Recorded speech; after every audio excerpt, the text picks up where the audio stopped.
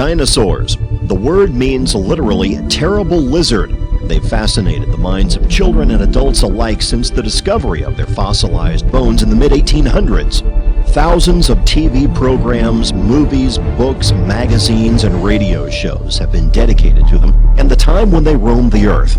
But when was that time?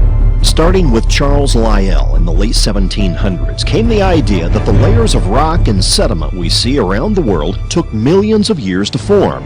This ultimately led to the theory that the dinosaurs lived 65 million years ago and in some strange catastrophe were wiped from the face of the earth, never to be seen by man.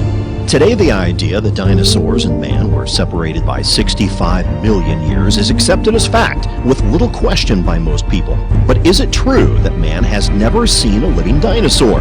What does the fossil record say? Does the fossil record give us evidence of man and dinosaur living contemporaneously? And if there was such evidence, what would be done with it, and how would today's academia respond? Join us now as we journey on an adventure, digging into the past, exploring the present, and uncovering the truth about dinosaurs, man, and their footprints in stone.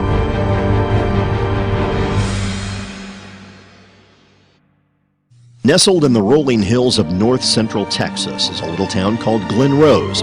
This small town, with a population of around 2,300, has been a tourist attraction since the mid-20th century. The attraction that has drawn hundreds of thousands of people to this tiny town centers around the discovery of dinosaur fossil footprints along the banks of the Biloxi River. These dinosaur footprints, however, are not the only footprints to have been uncovered here.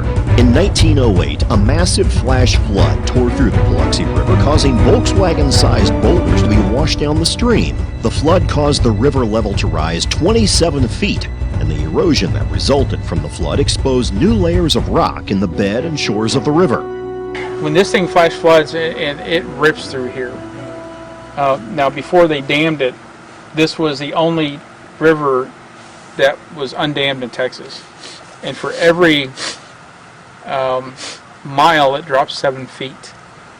So back in 1908, when that flash flood came through here and ripped up all these layers in 1908, no one ever seen a dinosaur track.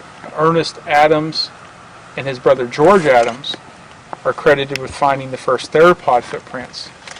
Robert Summers grew up in Glen Rose and was a close friend of Bull Adams, as he was nicknamed. Well, I was privileged to have lived right next door to a man we call Bull Adams, Ernest Talbert Adams. He just was about 100 steps away from my house, and he was such an interesting fellow that he loved talking about Indians, dinosaurs, you just name it, everything a kid likes to hear, and was quite an expert in most of those fields. So what would be your relationship with him and the tracks? Well, probably no relationship between me and him and the tracks, except for the fact that he was the first one that I know about that knew what they were. His brother George had found them during the summer.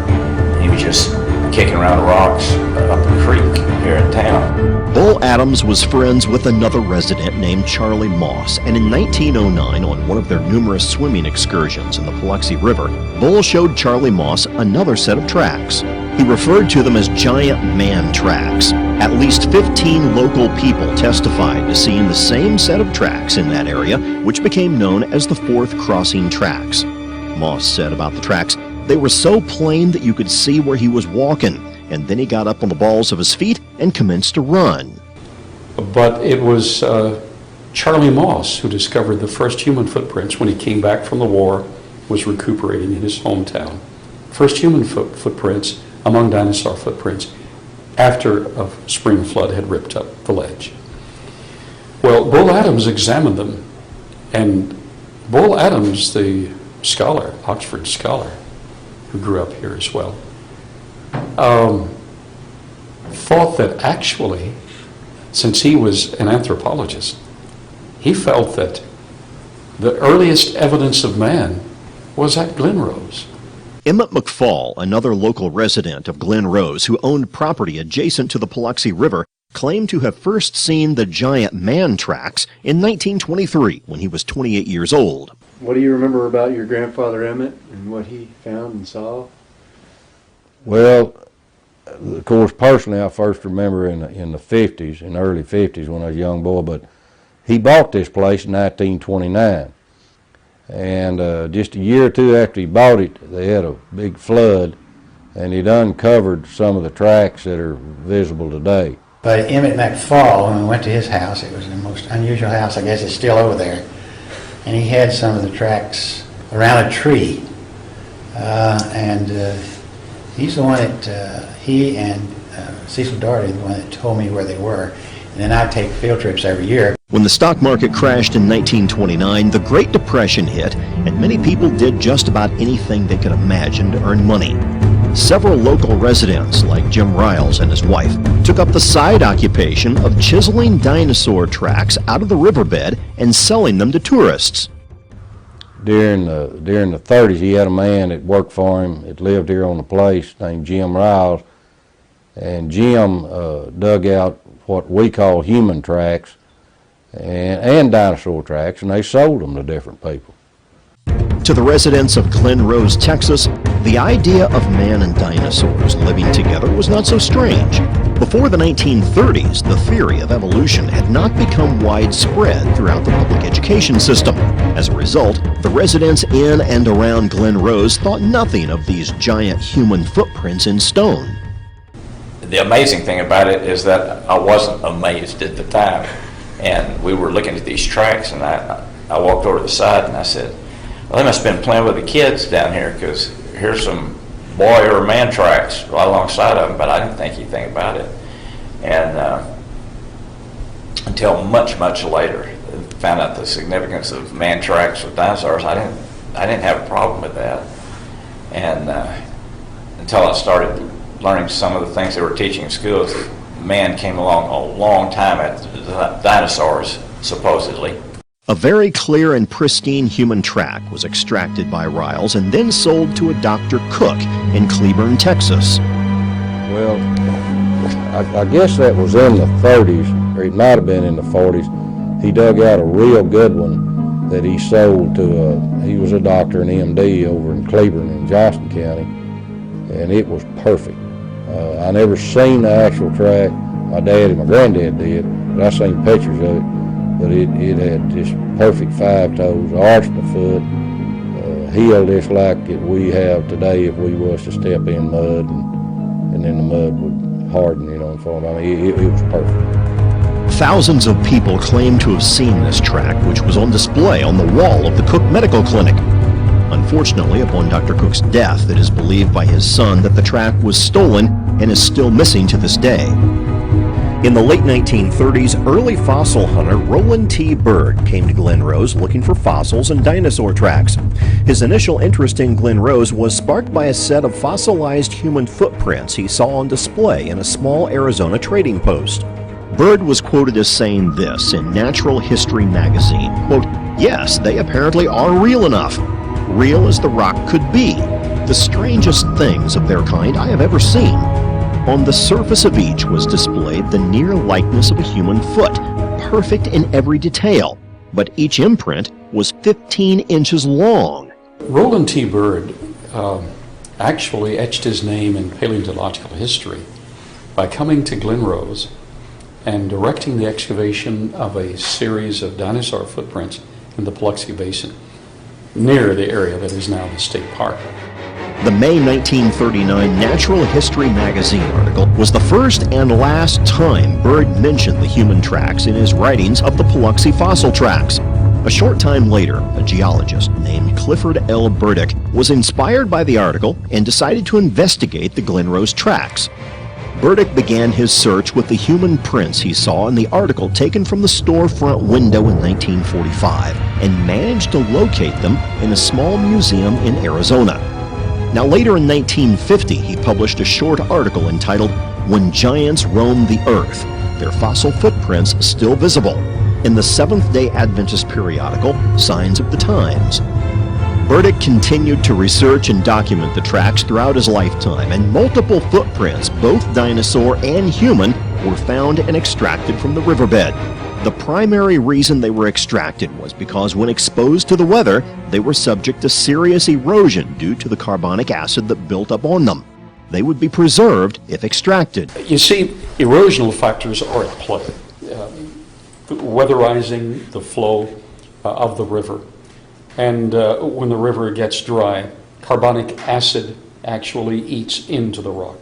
This is what happens when, over years of time, they get carbonic acid from the rainwater, and it just it just crumbles this rock, and it really erodes these tracks and eats them pretty quickly. The legend of the giant man tracks continued to grow stronger when in 1964, Dr. Billy Caldwell, a geologist from Fort Worth, Texas, received a startling revelation. I went into the stone business and started handling building stone for building that we would bring. As a geologist, I could bring it from all over the United States. And one day in 1964-65, one of my stone suppliers from Glen Rose, his name was Bill Osborne, he came in with a pickup truck, and the back of the truck said, "I want to show you something." And the back of the truck was a piece of Glen Rose limestone. I could still see the fossils in it. It was about 4 foot by 4 foot, and it had a perfect human print in it. And I saw there was no differential weathering across and down in the track and up. It was the same weathering all the way across. There wasn't any indication of carving. It was a perfect looking print. And I said to Bill, "Where'd you get that?" And he said, "In the middle of the Paluxy River. It's been kind of slow, so we got out there with a cold chisel, and we spent a week cold chiseling this off." It was 4 to 6 inches thick, and so it weighed hundreds of pounds. And then he told me one day, well, I said, "That is a really miraculous thing." And I asked him one day, what is he going to do with it? He said, "I've had an offer, I think, of $800 from a man in Houston." So I said, "Well, I sure would like to have a casting of that if you're going to sell it." And so he made me a concrete cast. And that original casting is here in the museum. The concrete one. It was pretty heavy. The real print that Bill Osborne sold was last seen at the 1965 New York World's Fair. It has never been seen since. Possibly, like the Cook Medical Clinic print and artifacts that counter the evolutionary belief system, it was bought up and hidden away or possibly destroyed. The last scene of Raiders of the Lost Ark, where they're there, the storage area where they've hidden the Ark, that picture of we have good men working on it, it's hidden, and that's a pretty real depiction. I think they hide more things than they show, and we've run into that several times. In the late 1960s, the Reverend Stanley Taylor from Peoria, Illinois, heard about the human tracks through the writings of Clifford Burdick and went to Glen Rose to investigate for himself. He conducted numerous interviews with old-timers, shot 16mm film, and even extended the existing human footprint trails by excavating the overburden along the bank of the river. Fresh new human and dinosaur tracks were found in the same rock layer next to each other, and one of the trails was named the Taylor Trail after its discoverer. A film called Footprints in Stone was made using a 16mm camera and released in 1972. This film showed numerous people putting their feet on the tracks with a near-perfect fit. For at least a decade, this film was shown to numerous church and school groups across the country. I became acquainted with the footprints down here in 1972. The film had just been made, Footprints in Stone. And in fact, it wasn't fully edited, put together, but was shown in raw form. And so I got very excited about that, and I wanted to see them myself. And there were a couple of young teenagers that were skeptics. Their parents attended where I preached. I got them to go with me on this trip. We rented a motorhome. I got to see the footprints, and they got to walk in them and stick their feet in them and feel that they fit. And they became devout Christians as a result of that. I saw the effect, and I believe this was very good evidence. By late 1989, erosion had taken a considerable toll on the Taylor Trail, but at least 3 of the tracks within the trail still displayed clear human footprint features. In 1989, these 3 tracks were maliciously destroyed. Someone had entered the riverbed and used a metal bar to demolish the remnants of the clearest tracks within the Taylor Trail. Another track researcher was Dr. Cecil N. Doherty, a chiropractor that moved to Glen Rose specifically because of the tracks. He spent 17 years investigating them and photographing them. In 1971, he came out with a book called Valley of the Giants, which gave descriptions, locations, and pictures of the giant human footprints. A friend of mine, Jan Mercer, told me about Dr. Cecil Doherty, who had found some human tracks in place in situ here. So we contacted him and we came down here and he took us to the tracks. They were perfect. They were over in this area and between McFall and the park here. They were so perfect that it was unbelievable. Sometimes I'd bring them down, the water would be real deep and we just had to kind of fill them. Other times the water was real low and we could see them. And there was 2 or 3 perfect tracks there. Carl Baugh came to Glen Rose in 1981 to excavate some of the dinosaur tracks. Dr. Baugh was a Christian but believed in evolutionary theory and cleaved to the idea that man and dinosaur were separated by 65 million years of time, and so was not expecting to discover the shocking revelation that changed his paradigm. So I finally came to Glen Rose. I was completing the Master's in Archaeology. I had referred to the possibility that there were human footprints among dinosaur footprints. So my mentor, Dr. Clifford Wilson, said, if you're going to refer to that, I'm assigning you an actual excavation. You'll need to go to Glen Rose and perform an actual excavation. So I got volunteers and did. At that point, I still personally held to the long ages. I accommodated the dinosaurs in the Mesozoic era of the past, and I felt that there was some substantiation to the geologic column. And then I came to Glen Rose, performed the excavation, and to my absolute amazement, after excavating 19 dinosaur footprints, at the end of that slab, as I excavated through the clay, there was not only a dinosaur footprint, but 17.5 inches from the dinosaur footprint, there was a 16-inch human footprint. Now that blew my mind, because my paradigm didn't accept that. In 1984, Dr. Baugh obtained another print from the Paluxy through Clifford Burdick, a geologist from Tucson, Arizona. Clifford Burdick, geologist, actually bought 2 prints way back in probably the 1950s in Arizona. He sent one to an Adventist college in the east. They sectioned it, and the laminations were not all that clear. He kept the other. I was able to get the other from him in the 1980s. It was part of his treasure. I was able to get it from him, to purchase it. That came from Paluxy. It came from the Paluxy. It came from the area on 67 where the bridge crosses 67. And it was excavated there. Okay. As they were building the bridge, cut it for the bridge. The most recent human footprint finding from the Paluxy River was in 2002.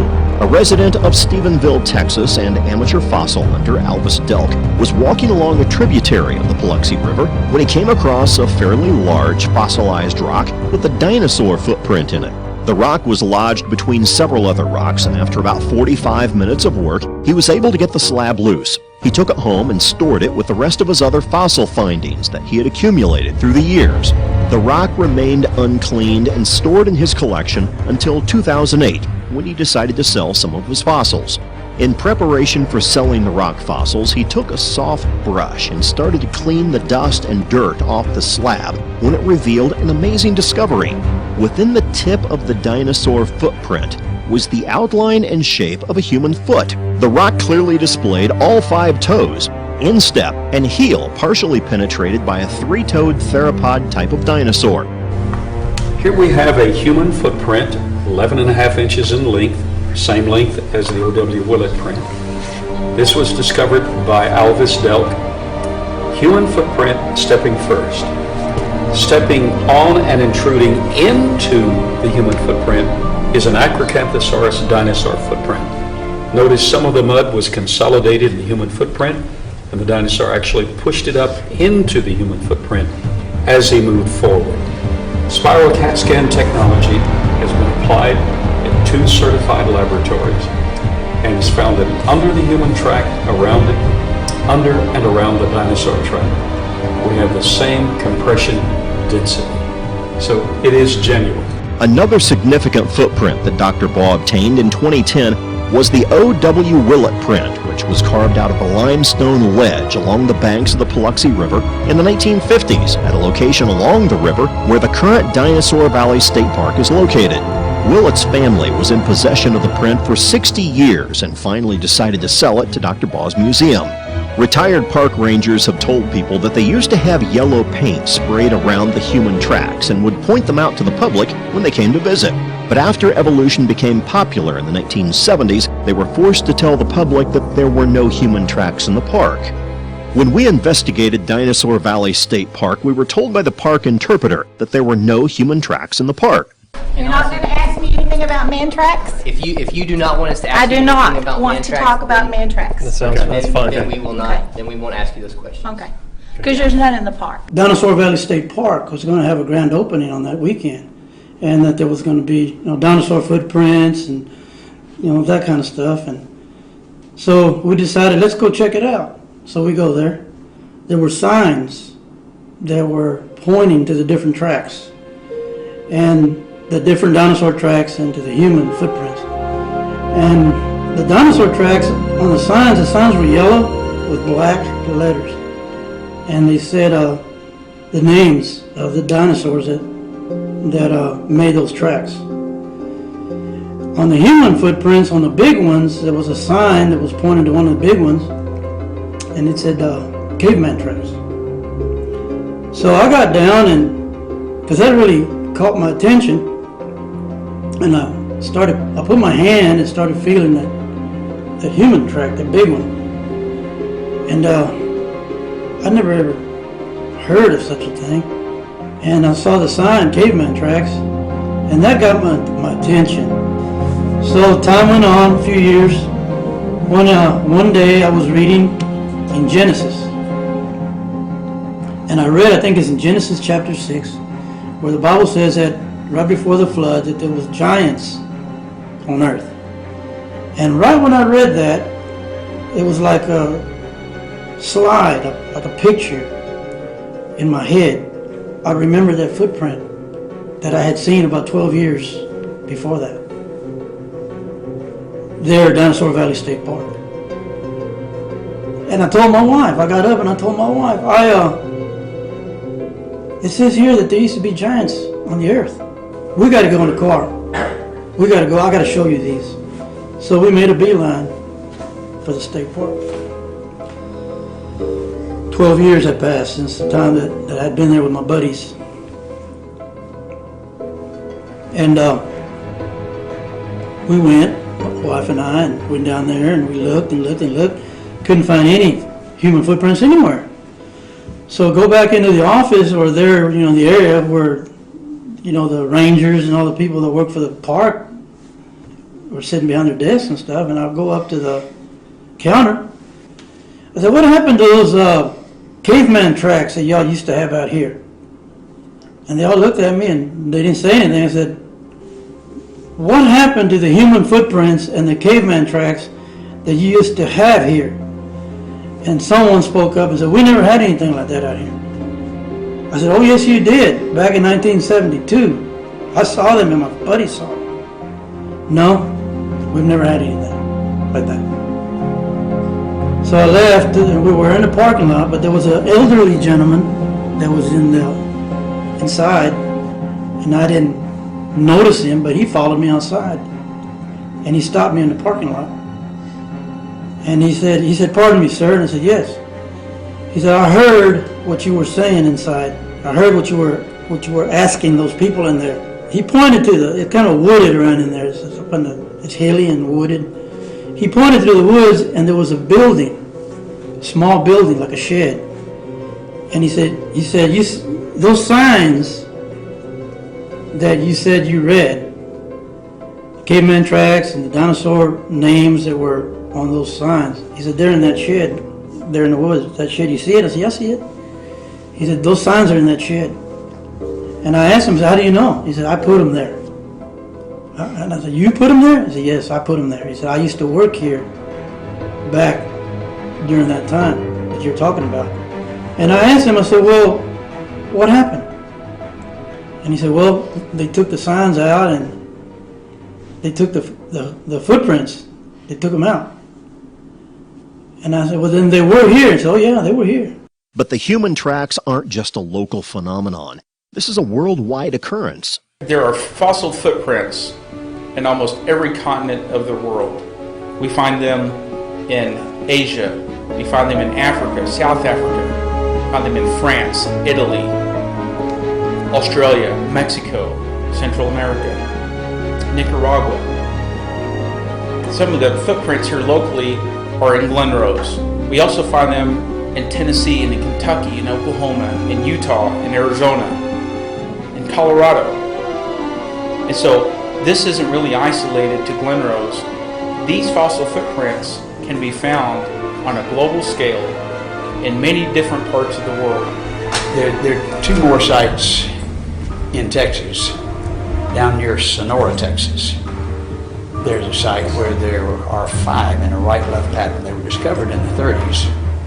A&M came down and studied them and documented them and photographed. I have their photographs. They're much more spectacular now, but they're still plain. 2 or 3 of them are just spectacular. In Cretaceous limestone. That's down at the southern extreme of the state. On the northern extreme, up in the Panhandle, you have another track that was there displayed in the courthouse of Stinnett, Texas, and it was there on display for years. It caused so much controversy that the fellow that owned it actually removed it, and it's in his home now. But there were actually initially 9 tracks, and in '52 they were in the newspaper. We have the newspaper articles of these 9 tracks. Well, one of them has survived. We've learned the location of at least one other. Another amazing track that was found in New Mexico can be seen here. We had a mining permit at the time. We had a permit to be there and a permit to excavate. But you have to pass through about 5 different ranches in order to get to the spot. And the fellow that owned the ranch adjacent to the property, I mean, this was BLM property, the Bureau of Land Management, was not his, but he thought it was his. And we had the paper, the permit. He had a shotgun. And the shotgun trumps the paper every time. We had to leave. But we did get it well documented with cast and photographs, stereo photographs. We did not get the track. In 1968, amateur fossil collector William J. Meister discovered the fossil of a human footprint. When Meister first found the print, he took it to a geologist to examine it. The geologist offered him $250,000 for the print. Meister asked, "What are you going to do with it if I sell it to you?" The geologist responded, "I'm going to destroy it. It destroys my entire life's work as a geologist." They say a picture is worth 1,000 words. That statement has never been more applicable than in the human footprint controversy. Dr. Patton, in his lifetime of expeditions, has experienced numerous attempts to block, stall, and hinder the finding of the truth regarding man and dinosaur living contemporaneously. When you're messing both with their science and their religion, naturalistic religion, you really raise the ire, and the viciousness is more than is imaginable.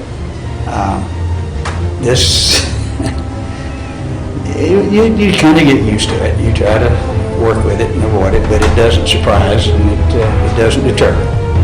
This evidence of fossil footprints in stone puts to rest the idea that man and dinosaurs were separated by 65 million years and supports the biblical model of creation. Evolution is a bankrupt theory. However, its defenders, which include humanistic academia and the establishment media, are prepared to defend it to the bitter end. Over the past 200 years, the battle to remove God from the hearts and minds of men has raged on, and many proponents of evolution have used this theory in an attempt to undermine the authority of the Word of God. Any evidence in support of a biblical model of creation, no matter how convincing, will continue to be opposed in support of evolution because of the implications of having the Bible shown to be correct. But what are the implications of the foundational battle of creation versus evolution? Either we arrived by a naturalistic evolutionary progression, or we arrived by special creation. In every major university around the world, in the philosophy department, the four great questions of life are taught, or they're asked. They're never answered. Those four great questions are, who am I? Where did I come from? What's my purpose here, and where am I going? Who am I if evolution is true? Nobody. Where did I come from? Came from a rock. What's my purpose? I'm fertilizer for the future. Where am I going? Nowhere. If evolution is true, this is it. But some creationists hold to evolution and say, well, this is how God did it. If God did it that way, but said he did it otherwise, you can't trust him. You're not going anywhere. If evolution is true. And leading evolutionists have admitted, laughingly, some of you Christians hold to evolution and you think you're being academic. They're incompatible. It's one way or the other, and they laugh and admit it. So, the other alternative. What if creation is true? If creation is true, who am I? I am an individual originally made in the image of God. Even though I'm really scarred, and I've not lived up to that image as I should have, originally I was made in the image of God. If creation is true, who am I? That's who I am. Where did I come from? I came from his direct hand of special creation through Adam and Eve. What's my purpose here? My purpose is first of all to know him, privileged to know him, and then to represent him, to be his ambassador, to speak for him. And the fourth question, where am I going after this is over? I'm going home to be with him for all eternity. For God inhabits eternity.